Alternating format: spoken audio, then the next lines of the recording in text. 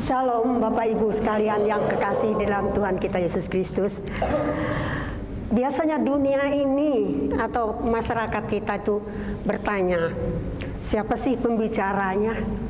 Nggak usah ya pakai kurikulum filter segala, karena kita udah terlalu kenal. Saya sudah 25 tahun atau 26 tahun di GKI Cinere.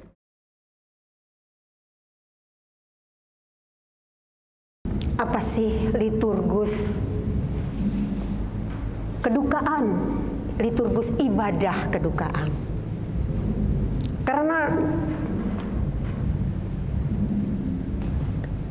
sebenarnya kata liturgus itu berasal dari kata dia menjalankan liturgi. Liturgi itu berasal sedikit ya, tapi semua saya percaya, apalagi Bapak Ibu majelis pasti tahu. Liturgi itu berasal dari kata Yunani ya, kata liturgia. Sebenarnya dulu itu digunakan, liturgia itu sebenarnya orang membayar pajak pun liturgia. Orang kerja bakti gotong royong itu juga liturgi. Terus orang menyumbang, memberikan sumbangan pekerjaan begitu, itu juga liturgi. Tetapi itu akhirnya gereja menyingkatkan liturgi menjadi khusus untuk ibadah ya. Jadi yang kita bicarakan sekarang kita tidak melebar kemana-mana, dan liturginya pun liturgi ibadah kedukaan, tidak liturgi yang umum. Jadi sekarang ini liturgi ibadah kedukaan. Pasti ada latar belakangnya. Kenapa ada liturgus dalam ibadah kedukaan? Mungkin peristiwa kehilangan karena kematian seseorang. Di situ kita lihat bagian dari hidup kita. Yang merupakan bagian dari hidup kita itu tidak sekedar hanya suami, istri, anak, keponakan, ibu, ayah, tetapi juga bagian dari teman-teman handai tolan, dari komunitas persekutuan kita. Itu semuanya adalah bagian dari hidup kita. Kalau terjadi peristiwa kedukaan atau karena kematian, sama saja pasti iya, sebesar apapun iman dan kekuatan kita, pasti akan mendatangkan kedukaan, kesedihan, dan kekosongan yang sangat menyakitkan. Tapi sebenarnya dalam hal ini kita terhibur Bapak Ibu, karena kita diberi pengetahuan bahwa Tuhan Yesus sendiri menangis di kuburan Lazarus, sahabatnya. Kenapa? Karena ia peduli pada kesedihan Marta, dia peduli pada kesedihan Maria, dan dia juga peduli pada kesedihan dan kedukaan kita. Jadi sedikit latar belakang yang merupakan skapul Siria. Lalu kalau terjadi peristiwa kematian yang menimbulkan kedukaan pada kita, kemana kita berpaling? Satu-satunya tempat hanya berpaling kepada Tuhan kita Yesus Kristus, sumber penghiburan yang sejati. Dia yang telah berjanji mencerlikkan mata orang buta, membangkitkan orang mati, bahkan ia telah berjanji untuk supaya yang lumpuh berjalan, yang kelu akan bersorak-sorak menyanyi. Hanya kepada Tuhan kita Yesus Kristus sumber penghiburan yang sejati. Jadi kalau demikian, lalu bagaimanakah sikap kita sebagai orang percaya ya? Sebagai orang percaya. Nah, di sini kita melihat satu-satunya sumber penghiburan dan pertolongan bagi kita adalah Tuhan Yesus Kristus. Serahkan kekuatanmu kepada Tuhan, maka ia akan, itu tertulis dalam Mazmur 55 ayat 23a. Semua dan satu yang mungkin tidak kita sadari, semua orang yang bersedia hadir dan turut berempati dalam perkabungan, disadari atau tidak, sebenarnya kita itu adalah terhisap kepada persekutuan dalam penderitaan, PDP, yang Yesus sendirilah kepala persekutuan itu, dan anggota ini tersebar di seluruh dunia. Tidak kita sadari. Sebenarnya itulah yang terjadi. Itu menurut Margaret Selinka, pengarang buku untuk kesusahan dan penderitaan dan juga lewat lembah air mata. Dia mengatakan bahwa setiap kita yang hadir dalam suatu pergumulan penderitaan, apakah itu kematian ataupun juga ada kedukaan yang lain yang di luar dari kematian. Kalau kita hadir di sana, berempati di sana, kita adalah anggota dari persekutuan dalam penderitaan. Yang ketuanya, kepalanya adalah Tuhan Yesus Kristus sendiri. Jadi kalau demikian Bapak Ibu,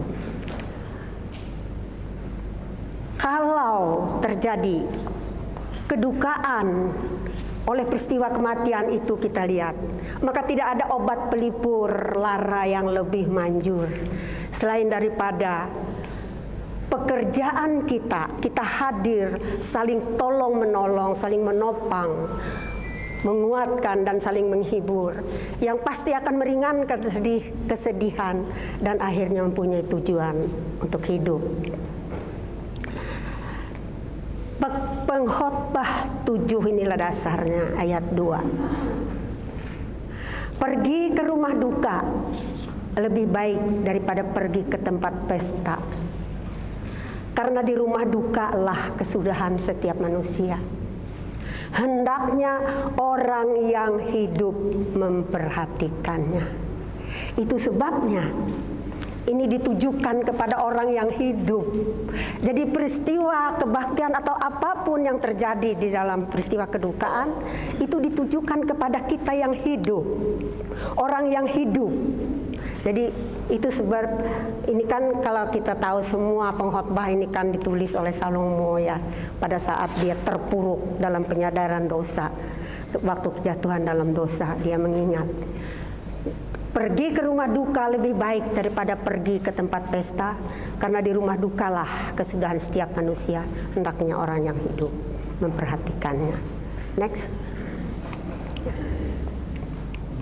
Lalu mengapa terjadi ada ibadah kedukaan? Apakah itu karena tradisi atau karena memang sudah dari dulu dilakukan? Atau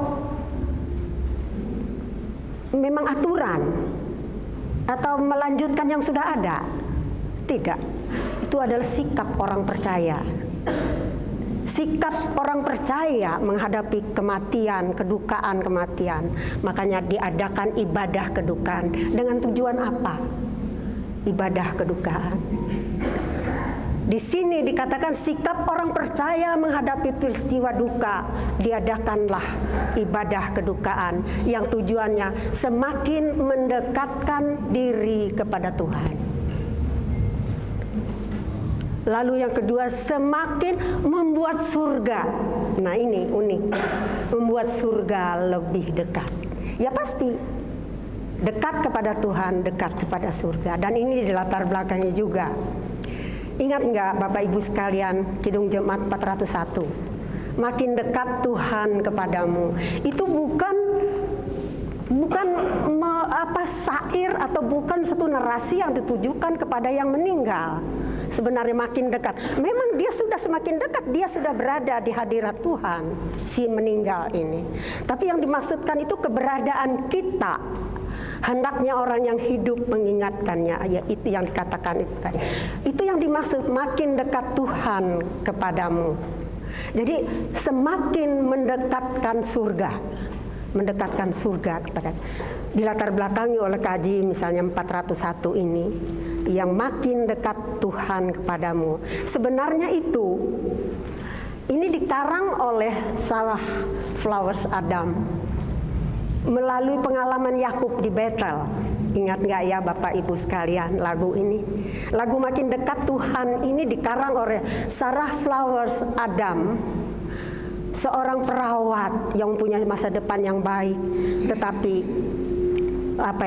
oleh suatu penyakit dia memang terhambat lalu menderita.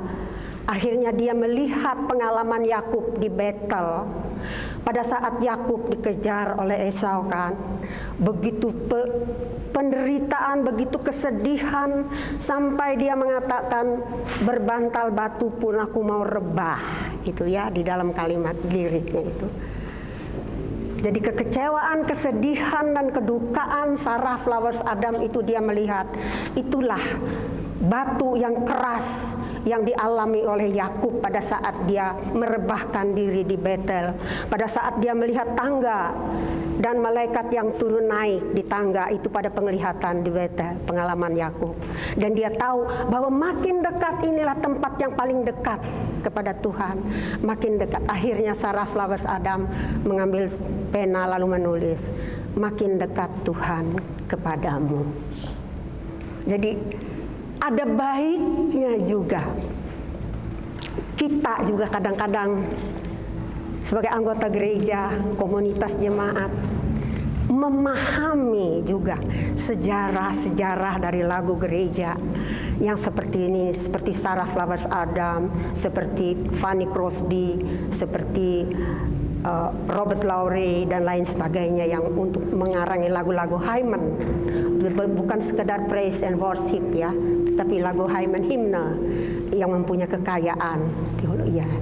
Jadi paling tidak liturgus kita yang bertindak sebagai liturgus itu juga memahami ini, seperti nyanyian dan lain sebagainya. Lalu yang ketiga, mendorong kita untuk semakin hidup dari tuntutan dan kehendak Tuhan. Nah, ini dari Ibrani 12 ayat 1-2 paling tidak ya, karena kita mempunyai banyak saksi dan terus berlari-lari dengan mata yang tertuju kepada Yesus. Yang dimaksud mendorong kita semakin hidup dari tuntutan dan kehendak Tuhan adalah kadang-kadang orang meninggal dikatakan seperti kata Rasul Paulus, aku sudah mencapai garis akhir kan, aku sudah memenangi perlombaan iman kan, Rasul Paulus mengatakan itu. Nah, bagaimana kita sampai garis akhir kalau kita tidak masuk dalam perlombaan? Jadi kita sekarang adalah peziarah-peziarah dan pelari-pelari dalam perlombaan. Tetapi kita tidak sekedar berlari, tapi tuntutan Tuhan tuh kita berlari, kita masuk dalam perlombaan dengan mata yang tertuju kepada Yesus. Tidak melirik ke kanan ke kiri karena kita bisa akan terjatuh, tapi berlari ikut perlombaan dengan mata yang tertuju kepada Yesus. Itulah tuntutan Tuhan. Jadi itu mendorong kita. Karena saudara kita ini tadi sudah sampai ke garis akhir, jadi mendorong kita untuk berlari perlombaan iman dengan mata yang tertuju kepada Yesus. Saya memang tidak mengatakan ini surat Rasul Paulus ya, karena surat kepada orang Ibrani, yaitu jemaat Ibrani yang diprediksikan pada saat itu berada di Roma, itu dikarang oleh banyak orang. Ada Apolos, ada Priska, ada Silas. Jadi pada abad 64-70 Masehi kalau kita melihat ini. Jadi saya mengatakan surat Ibrani ini saja, surat kepada orang Ibrani. Kalau surat kepada orang Ibrani itu kalau kita semua pasti sudah tahu bahwa di sana itu keyakinan iman, penekanannya dan pengorbanan Kristus. Dan selanjutnya ini mengenang mereka yang mendahului kita. Meski terselubung dari pandangan mata, mereka sekarang yang berada di hadiratnya adalah lebih dekat dari yang kita sangka. Jelas, screen antara, saya ingat apa yang dikatakan oleh Dr. Albert Schweitzer, seorang misionaris yang pergi ke Lembarene di Afrika, mengatakan tipis sekali antara beda kita dan yang pergi, hanya di batas screen apa ya yang tipis sekali. Itulah dikatakan bahwa kita yang sedang berlari-lari dengan mata tertuju kepada Kristus dan saudara kita yang sudah sampai garis akhir. Itu yang dikatakan bahwa walaupun terselubung dari pandangan mata, Tetapi sungguhnya saudara-saudara terkasih kita itu yang berada di hadirat Tuhan, berada lebih dekat sebenarnya dari yang kita sangka. Itu yang menguatkan kita, menghibur kita di dalam ibadah kedukaan ini. Lalu selanjutnya tentu saja penghiburan dan penguatan bagi keluarga yang berduka ya. Itu tujuan ibadah yang pasti akan dihayati nanti oleh liturgus ya, yang akan melaksanakan liturgi dalam ibadah. Lanjutnya. Liturgi ibadah kedukaan. Sebenarnya liturgi, nah kita persempit dari yang tadi bisa saja gotong royong, itu liturgi juga. Membayar pajak orang, itu juga liturgi. Nah, semuanya artinya liturgi itu pekerjaan orang banyak, begitu sebenarnya. Nah, tapi ini kita persingkatkan tadi hanya untuk kebaktian ibadah kita di gereja. Liturgi adalah perbuatan baik atau tindakan aktif jemaat secara pribadi maupun bersama-sama dalam rangka memuja dan menyatakan hormat kepada Tuhan yang layak disembah. Itulah inti liturgi. Nah, bentuk-bentuk liturgi ibadah kedukaan itu ada beberapa. Ada ibadah penghiburan dan termasuk tutup petinya, itu masuk dalam satu rangkaian ibadah. Lalu ibadah pemberangkatan jenazah, ibadah di tempat pemakaman atau kremasi, itu sama pemakaman. Lalu ibadah pasca kedukaan itu biasanya juga pernah bisa diselenggarakan, tapi ada juga yang tidak melaksanakannya lagi.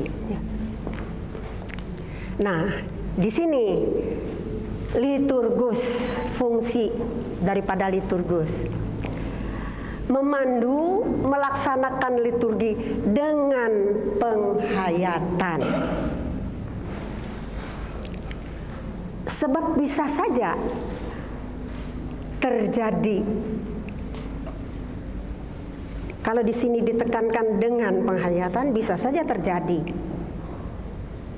melaksanakan tanpa pengertian, melaksanakan tanpa penghayatan, karena mungkin ketidaktahuan, mungkin ketidakpedulian, mungkin karena kemalasan saja, atau mungkin karena kekurangan dan keterbatasan. Dan yang kelima, maaf, mungkin karena kesombongan kita.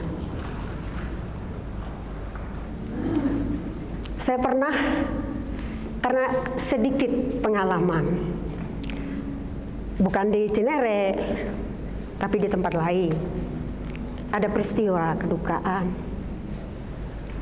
Ada seseorang yang lihai sekali, tapi katakanlah dia MC. Sebenarnya dia MC, dia piawai sekali untuk membawakan acara-acara. Terus karena ketiadaan waktu sudah singkat sekali, tolong Anda ini ya akan ini nanti menjadi liturgus karena ini segera akan berlangsung ibadah penghiburan, tolong. Dia mengatakan apa? Enggak level. Itu enggak ibadah kedukaan, saya enggak pernah pegang-pegang begitu. Ya, jadi maka saya masukkan, jadi ada kelimanya, karena kesombongan juga ada. Dan itu harus kita akui. Oke, tugas liturgus PIC, person in context, bagi semua pelayan ibadah. Nah, di sini mulai bang.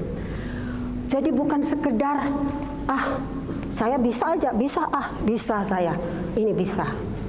Tapi sebenarnya inilah juga PIC. Jadi semua yang mengambil bagian di dalam ibadah kedukaan ini, semuanya berhubungan dengan liturgus ini. Jadi semua liturgus tahu ini muncul di mana, ini di mana, ini. Semua dikoordinir sudah. Lalu yang kedua, menghubungi dan koordinasi secara dini dengan keluarga berduka. Nah, ini yang terpenting. Apa sebabnya dini? Saya katakan dini. Karena keluarga berduka itu ada kadang-kadang dalam nuansa, dalam naungan dan aura maut. yang masih terselubung di dalam jemaat perkabungan itu yang perlu kita hayati. Kadang-kadang ada meminta, tolong disampaikan nanti, ada ini yang ditinggalkan, ini yang ini yang begitu. Lalu ada juga yang mengatakan tidak usah mengatakan apa-apa, tolong sampaikan ini saja. Lalu dan lain sebagainya, ada permintaan ini. Jadi itu yang perlu dikoordinir dengan keluarga duka. Jadi liturgus harus datang kalau bisa lebih awal ya, lebih dulu, lebih ada panjang waktunya untuk berkomunikasi dengan keluarga duka. Lalu yang seterusnya menguasai lagu-lagu nyanyian dalam liturgi. Atau kalau tidak menguasai, liturgus tidak menguasai lagu, bisa dibantu oleh kantoria. Ya, jadi itu bisa. Nah, lalu mempersiapkan prolog. Nah, ini di sini. Mempersiapkan prolog artinya kata pengantar sebelum masuk ke dalam liturgi ini, sebelum masuk dalam ibadah ini kan ada prolognya untuk menjelaskan kata pengantar.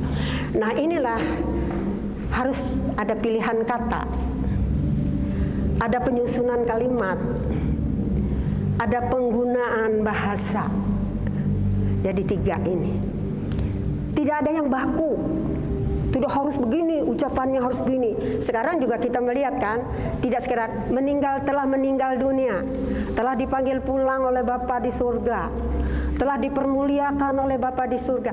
Jadi kekayaan kata-kata itu ada kebebasan untuk memilih kata-kata mana yang patut dan santun, ya. Itu tidak ada kata-kata harus begini saja yang diucapkan baku, tidak. Nah, sekarang sudah jadi pilihan kata, penyusunan kalimat dan penggunaan bahasa sangat diperhatikan sekali. Dan yang paling sangat kita hindari adalah pengucapan nama yang salah. Tentang misalnya tentang kekasih kita yang berpulang itu salah. Oh maaf salah, itu jangan sampai terjadi demikian, ya. Diusahakan kita tidak akan mengucap salah tentang hal yang demikian. Karena dari pengalaman saya sendiri yang sudah 25-26 tahun itu sering terjadi terbata-bata, dan itu sangat-sangat merusak, ya, sangat-sangat tidak pas untuk suatu ibadah kedukaan. Apalagi mengenai nama-nama. Makanya untuk itu dikoordinasi dengan keluarga duka yang secara intensif sekali. Lalu ya jelas memperhatikan busana asal rapi, itu yang penting. Ya, kita singkat saja. Ya, doa pelayanan sebelum kita mulai pasti ada. Lalu ada saat teduh, maksudnya untuk kita menguatkan, memotivasi beribadah dan diteguhkan dengan memohon pimpinan Tuhan dalam doa bersama dan doa pribadi. Lalu doa pribadi juga ada. Lalu akhirnya, ya kalau kita tidak mengenal, tidak tahu latar belakang, tidak memahami ini semua, maka ragu kita. Jadi tidak kenal maka tak sayang, tidak tahu akhirnya jadi ragu. Tidak menghayati, akhirnya tidak mencintai pekerjaan itu. Jadi usahakanlah kenali, pahami, hayati, dan hidupi liturgi itu. Sampai di situ dulu.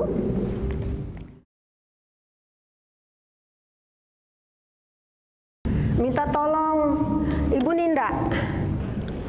Saat ini kita hadir bersama-sama di tempat ini untuk melaksanakan ibadah penghiburan bagi keluarga yang sedang berduka karena ditinggal oleh ayahanda tercinta Bapak.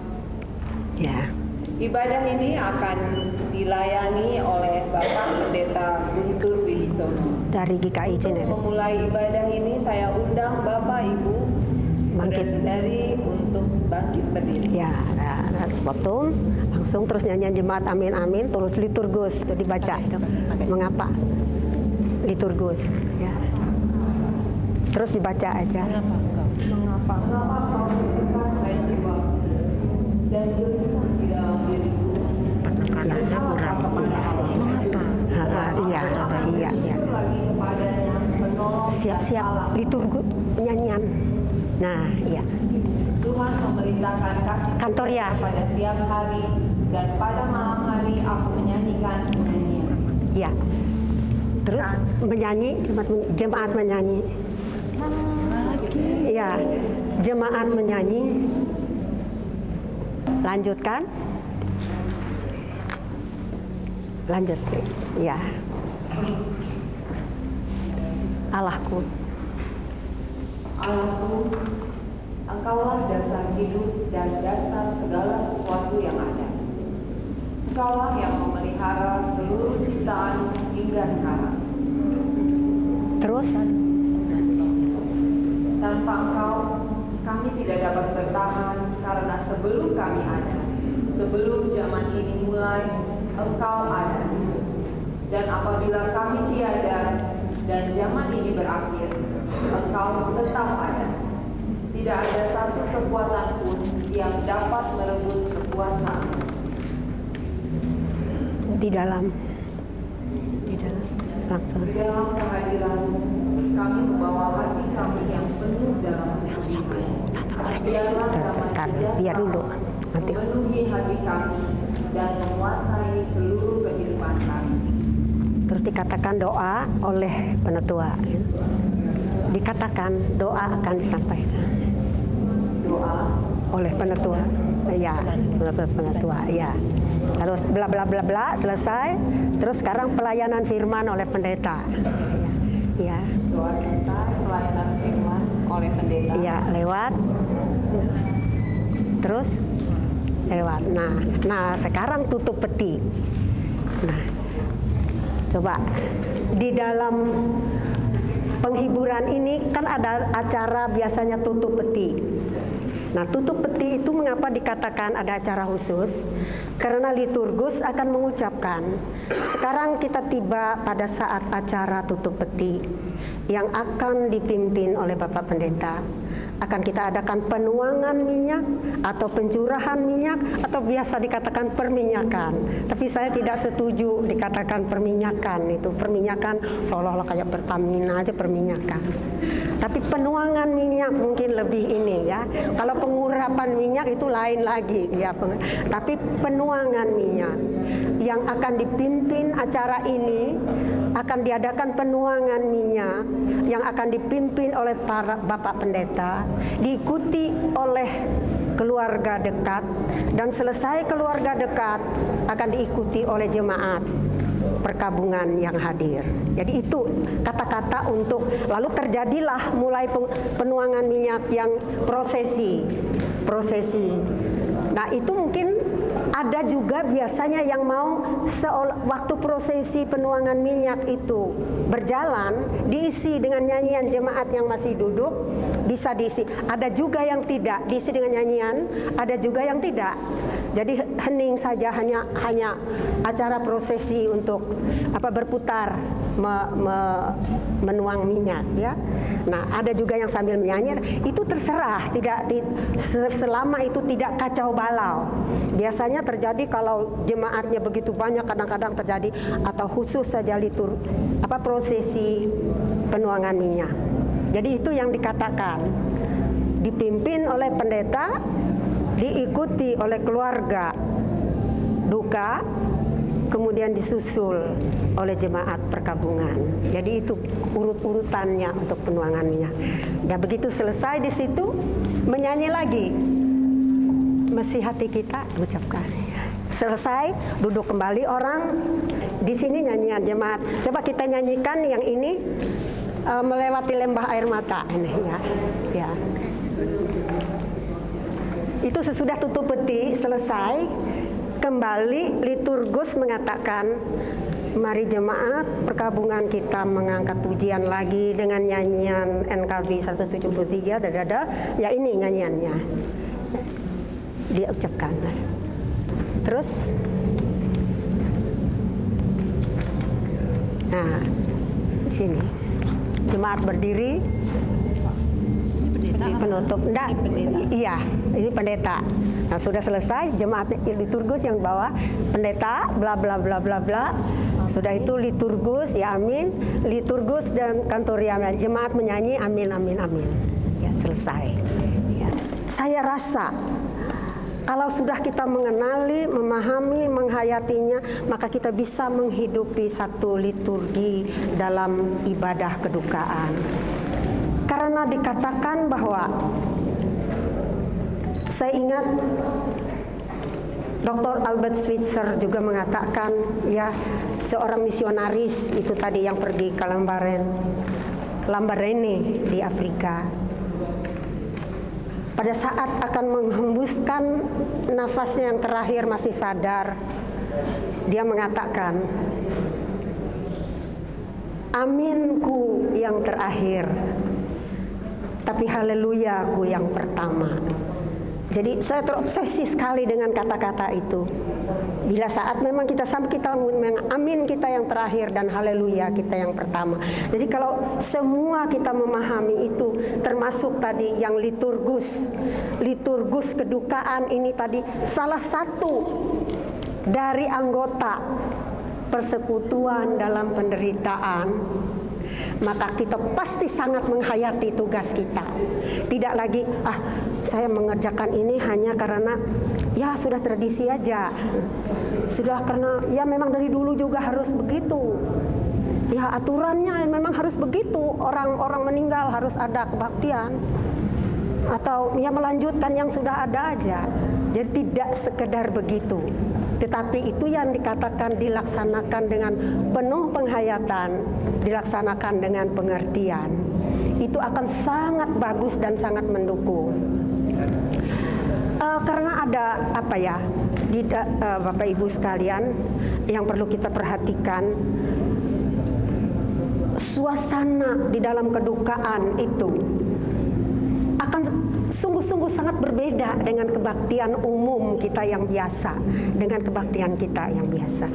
Suasana kebaktian kedukaan, kita berhimpun saja, itu sudah bagi penghiburan kita adalah perjumpaan kita dengan Tuhan, perjumpaan pribadi kita dengan Allah gitu. Nah, perjumpaan dengan Tuhan itu menghasilkan damai sejahtera yang pertama, tetapi juga bisa menghasilkan perubahan total di dalam hidup kita.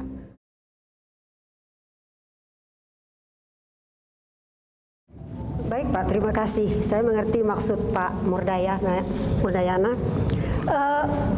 Itu tadi sebabnya saya mengatakan tidak ada kata bahasa yang baku, ya, tidak ada kata bahasa yang baku. Jadi saya tidak bisa memberi contoh misalnya Bapak Ibu jemaat perkabung untuk prolog, ya.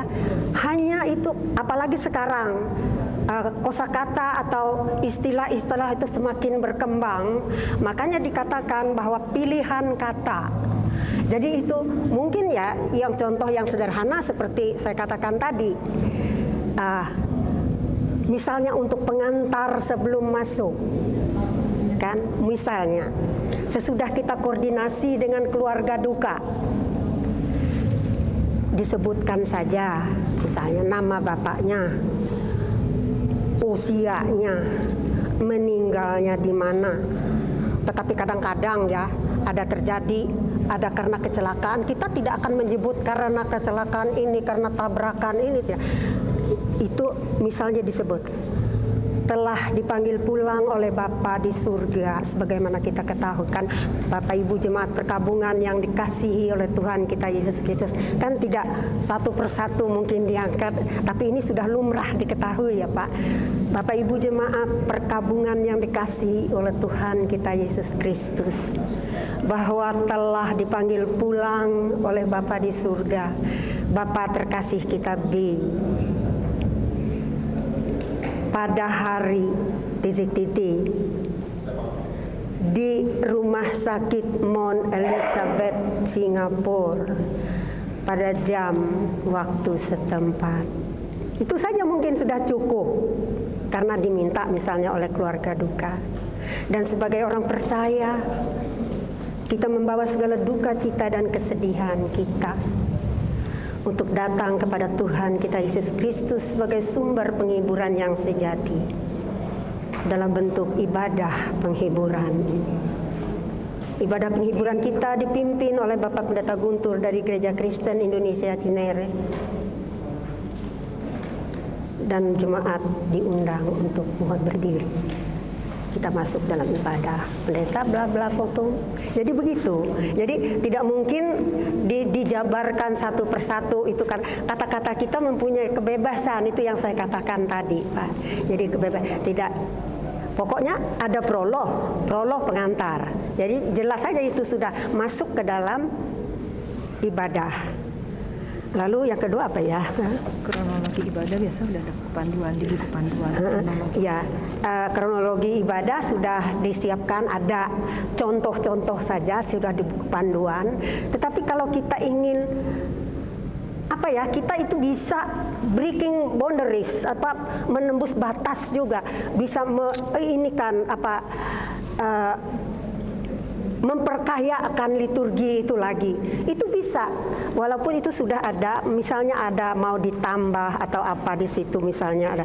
Itu sebenarnya oleh Pak Pendeta, kadang-kadang Pak Pendeta Agus itu bisa untuk menambahkan biasanya. Tetapi kalau untuk panduannya juga ada yang mau seperti itu, contoh 3 tadi itu sudah siap.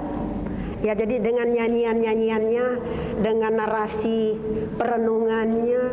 Nah, lalu ada satu ketentuan juga, misalnya sebagai untuk pengakuan iman itu harus ada di pemberangkatan jenazah, atau kalau tidak sempat di pemberangkatan itu bisa di pemakaman, ya, pengakuan iman. Dan doa syafaat juga itu harus di pemberangkatan jenazah juga. Dan sesudah selesai khotbah, doa epiklesis dan perenungan itu oleh pendeta langsung disambung dengan doa syafaat. Tetapi pengakuan iman biasanya di kita GKI ya, itu yang saya tahu di GKI itu ada pengakuan iman, ada selalu di pemberangkatan ataupun di pemakaman ya, kalau tidak sempat di pemberangkatan. Nah, mungkin Bapak tadi menanyakan kremasi, itu hanya redaksi, hanya kalimat. Jikalau misalnya, ini contoh saja di pemberangkat, kita akan memberangkatkan saudara kita untuk dimakamkan, kita akan memberangkatkan untuk dikremasikan, hanya itu, hanya kata-kata saja. Karena ya istilah kremasi itu sama aja dengan pemakaman. Kembali kepada debu, kembali kepada tanah, karena dilarung. Ya, kan membakarnya dilarung. Jadi tidak ada kata-kata untuk pelarungan, untuk ini tidak ada. Di kremasi hanya redaksinya itu disesuaikan. Iya, kita mengantarkan untuk dikremasi. Itu saja. Bagus sekali pertanyaan Pak Roldo. Memang itulah yang dikehendaki ya Pak ya. Jadi itu tadi benar penghayatan. Nah, karena ya ketidaktahuan, ketidaksiapan kita, memang itu dia yang perlu kita latih. Karena begini, saya sering merasakan berbicara dalam, terus terang saja, di dalam misalnya PA aja, persekutuan Alkitab ya, atau sesama kita di dalam firman Tuhan, bahasa itu di luar, di sekuler sana agak beda begitu. Jadi paling tidak penguasaan yang saya maksudkan, penggunaan bahasa ini tadi bukan sekedar bahasa Indonesia yang baik begitu, tapi bahasa di dalam, misalnya kita di dalam penelaahan Alkitab, bahasa-bahasa di dalam komunitas gereja, bahasa di dalam jemaat kita. Jadi sebenarnya lebih memang menjurus ke sana. Jadi itu betul Pak Lulup, perlu kebiasaan, perlu kita hayati, perlu.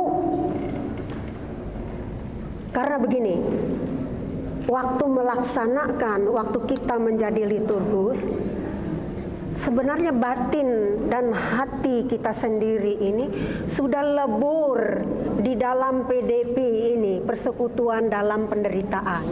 Kalau kita sudah melebur diri, saya berdiri di sini, saya terus terang kurang lebih juga selama ini beberapa kali juga, entah sekarang saya sudah agak jarang, dulu agak sering gitu untuk menjalankan liturgus ini. Di sini saya berdiri di dalam naungan masih bayang-bayang dan nuansa dan aura maut, karena saya bersama dengan keluarga duka. Dan yang kekasih ini sebenarnya tidak jauh dibatasi, pada kenyataannya lebih dekat. Jadi dengan perasaan demikian dibawa ke dalam, dan satu-satunya perjumpaan kita dengan Tuhan yang membawa damai sejahtera atau mengubah hidup kita langsung dari kesedihan menjadi aku yang berkabung, dirubahnya menjadi menari kan, yang merat.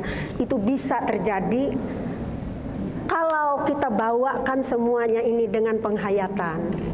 Jadi menghidupi, maksudnya menghidupi liturgi ini. Tidak sekedar, mari kita bernyanyi. Jemaat mengangkat nyanyian doa syafaat. Tidak demikian. Jadi memang akan meramu kata-kata sedemikian. Memang untuk menghidupi ibadah ini. Itu mungkin yang dimaksudkan oleh Pak. Memang tidak gampang sebenarnya. Kadang-kadang ada juga yang langsung, kadang-kadang ya itu tadi, ada juga merasa ini kan kecil saja, cuma sekedar berhimpun orang meninggal, padahal tidak demikian. Ya, betapa saat itu sebenarnya sangat-sangat penting sekali. Ada yang mengubah hidup kita juga, keluarga duka pada saat itu ingat. Pernah ya. Tapi ini terus terang, ini sekedar ini aja, ini sekedar ya by the way aja ya, bukan materi ini, seperti pernah juga saya ceritakan. Tetapi di dalam satu kedukaan, suami meninggal, memang istri menjadi janda namanya. Tapi kalau penyebutan itu kita ibu janda, langsung kita sebut di situ. Ini akan mendatangkan suatu, karena ini pernah dalam sambutan daripada majelis jemaat pada saat sambutannya. Yang pertama-tama terima kasih kepada untuk saya diberi waktu. Yang saya hormati ibu janda. Itu meraung-raung, ibu itu menyadari dirinya janda. Ya, jadi itu kan sudah suatu salah besar. Tidak perlulah kita mengucapkan bahwa tetap saja ya misalnya ibu A yang meninggal.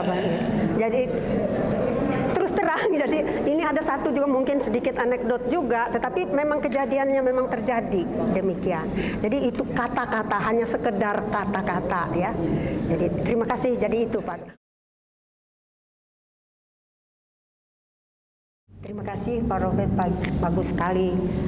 Memang mungkin itu lebih bagus ya, jadi dipersiapkan poin-poin ya, misalnya untuk prolog pengantar itu tadi, itu yang penting. Dan juga sama dengan Pak Rudolf tadi juga, itu juga untuk misalnya saja salah satu contoh yang baku saja begitu ya, lalu nanti diinikan poin-poin yang penting untuk prolog dan pengantar itu. Bagaimana supaya lancar masuk ke dalam ibadah. Jadi prolog, sebab di prolog itu yang selalu ya terus terang saya mengerti. Itu terbata-bata kadang-kadang, itu pernah blank, terlupakan, apalagi menyangkut nama, apalagi kalau kita sudah order dari sudah koordinir dari keluarga duka, tolong nanti disebutkan begini nama kejadian. Kadang-kadang memang ada orang memang tidak mau diungkapkan, disampaikan. Misalnya saja, tapi nama, meninggalkan berapa anak, meninggalkan ini dari keluarga ini. itu memang kita jaga yang itu tadi, jangan sampai salah, tetapi juga kita akan mempunyai pilihan kata, ya, pilihan kata, kalimat yang teratur, pilihan kalimat, dan itu mungkin perlu ada katakanlah sesuatu contoh yang baku, ya, lalu mungkin disertai dengan poin-poinnya juga yang ini. Terima kasih Pak Robert. Oh ya, ada pertanyaan Pak Murdayana ya, yang kalau liturgus belum siap, apa bisa dimulai? Ya, kalau tidak siap, cari yang siap. Pasti tidak akan bisa dimulai, ya, karena ya itu tadi akan kacau balau, akan berantakan kalau tidak siap. Nah, paling tidak ya itu tadi ada seperti pengganti atau sementara dulu, ya, yang bisa saat itu. Ya, kalau harus dimulai, tetapi pasti diganti. Kalau liturgis ini tidak akan dibiarkan bertugas kalau tidak siap, karena pasti akan merusak suasana lah, akan tidak tercapai tujuan kita di dalam melaksanakan ibadah itu. Tetapi ibadah harus tetap berlangsung pada waktunya. Jadi yang menjadi ininya liturgusnya, yang kita memang harus berusaha menempatkan, harus ada seorang liturgus yang sudah siap.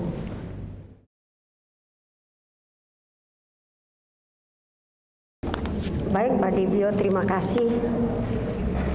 Saya rasa juga di gereja kita memang pernah mengalami juga, ya, ada hanya beliau yang Kristen, malah anaknya beragama lain begitu. Yang Pak Dibio maksudkan, apakah tetap diadakan ibadah? Ya tetap. Kita akan, misalnya itu terjadi di Cinere, dan kita akan tetap dari tim kedukaan, dari Koperla tim kedukaan akan tetap melaksanakan akan mengadakan ibadah kebaktian secara Kristen, secara ibadah kita. Walaupun di situ beliau hanya sendiri. Nah, hanya saja kita tidak tahu, ya, kalau misalnya hanya ada satu dalam satu keluarga itu yang Kristen, lalu dikelilingi misalnya yang lain beragama lain, lalu kalau yang ini tidak mengizinkan, ya, kalau tidak mengizinkan, nah kalau tidak mengizinkan misalnya, nah ini pernah juga pengalaman, tapi ini di gereja saya, ini tidak mengizinkan. Keluarganya yang beragama lain tidak mengizinkan ibadah diadakan di rumah itu. Kita bawa ke tempat lain. Ya tidak, kita tetap melaksanakan ibadah tapi tidak di tempat itu. Ya. Toh juga tidak berhak untuk melarang ibadah untuk yang sudah meninggal ini, yang lain kan. Paling-paling tempatnya yang mereka komplain, mereka tidak mau tempat itu karena mereka berada di situ. Ya oke, kita bawa, ya, sepertinya tim kedukaan misalnya akan membawa itu ke tempat lain, ibadah kedukaannya di tempat lain. Jadi ibadah harus dilaksanakan. Baik Pak Hector, ini untuk ini Ibu Christine, Ketua Tim Kedukaan, akan menjawab. Saya jawab kalau koordinasi dari Koperla, dari Kombas. Sebenarnya Kombas lah yang seharusnya mengasih tahu Koperla kalau ada kedukaan. Makanya Kombas itu harus lebih selesai aja. Selesai aja, ya mereka yang lain kan. Kebanyakan jemaat ngadu ke Koperla. Terlebih saya sendiri, ya, kadang tengah malam saya dibangunin ada yang meninggal, ya, itu saya terima aja, siapapun yang ada kedukaan tidak pernah saya tolak, ya, karena memang itu tugas saya. Dan itu saya lempar, baru besoknya atau secepatnya saya lempar ke Kombas. Jadi yang di awalnya sih kalau kita menerima kedukaan, kita seharusnya sebagai pamong ataupun Koperla, secepatnya kita harus mengejar itu yang berduka.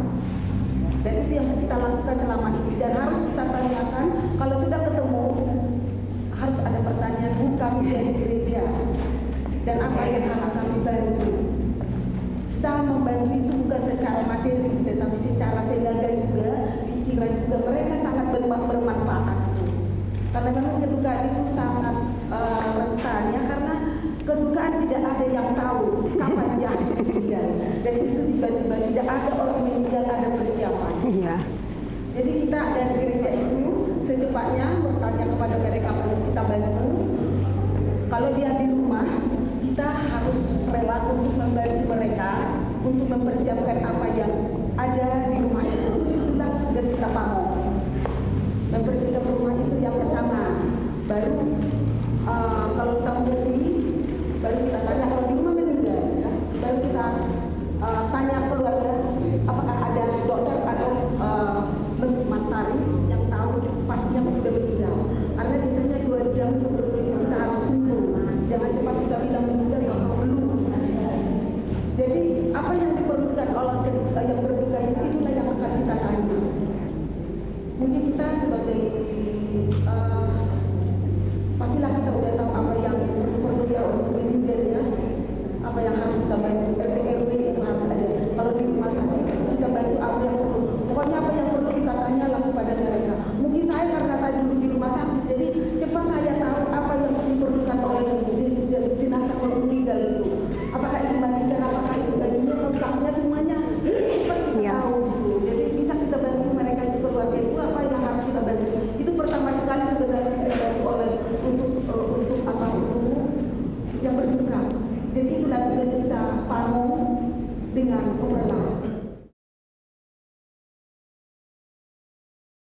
Baik, terima kasih Bu Neti.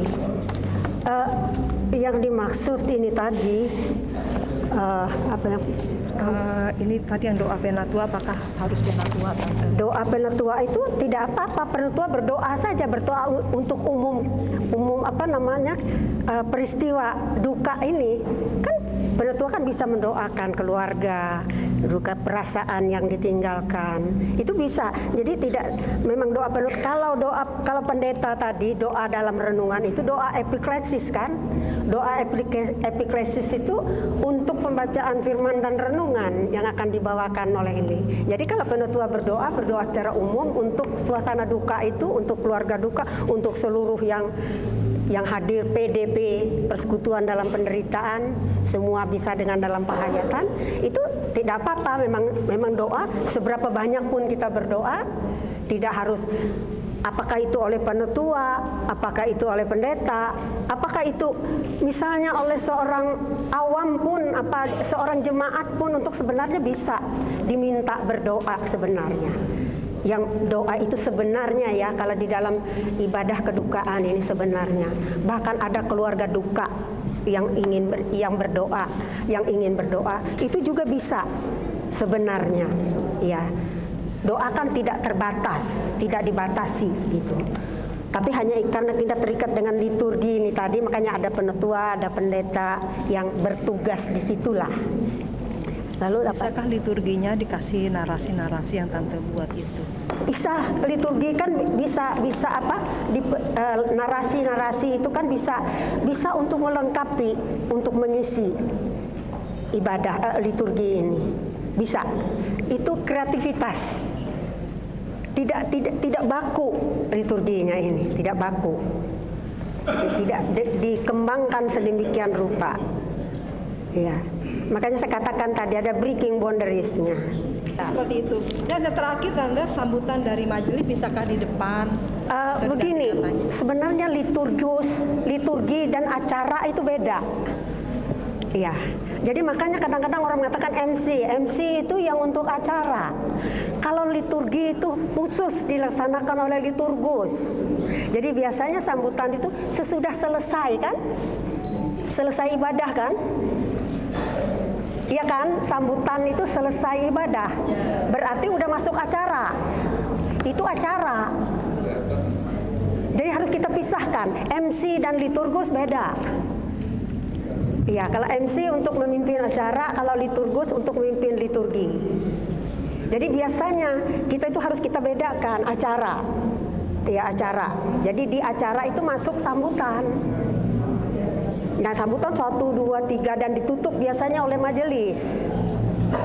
Majelis itu terakhir. Kalau protokolernya demikian, yang untuk acara. Majelis jemaat terakhir sambutannya. Ya, lalu pertanyaan Bu Neti tadi apa lagi yang satu? Yang buku panduan nanti bisakah dedikasi ke liturgos yang bertugas buku panduan? Iya, bisa, buku panduan kan bisa. Ada lagi satu ya. Kadang-kadang kita berlepotan, ada istilah aja. Mungkin ini pernah juga kami bicarakan dengan Bu Neti. Dengan kata-kata yang sekarang kosakata kita atau perbenaran kata kita yang berkembang. Kadang-kadang kita berlepotan almarhum, almarhumah. Ya. Kadang-kadang ada kata-kata yang untuk ini mendiang. Mendiang berlaku untuk bapak, ibu, saudara-saudari, anak. Mendiang. Mendiang itu kata-kata di tengah. Ya, jadi almarhum, almarhumah. Sebenarnya ya yang almarhumah itu sebenarnya membedakan, almarhum saja sudah ini sebenarnya itu. Kalau saya melihat ini kan bahasa itu. Ya almarhum, tapi kalau kita enggan, kita bisa mengucapkan mendiang. Ya. Jadi Bapak Ibu sekalian, makanya saya tidak berani mengatakan bahwa ada baku, kata-kata baku, karena ini istilah-istilah semakin berkembang. Ya, sekarang ini sepertinya sedang ini kalau yang meninggal itu bukan dipanggil Bapa di surga, tapi telah dipermuliakan oleh Bapa di surga. Itu saya lihat, dia telah dipanggil pulang oleh Bapa di surga, telah meninggal dunia, atau telah dipermuliakan oleh Bapa di surga.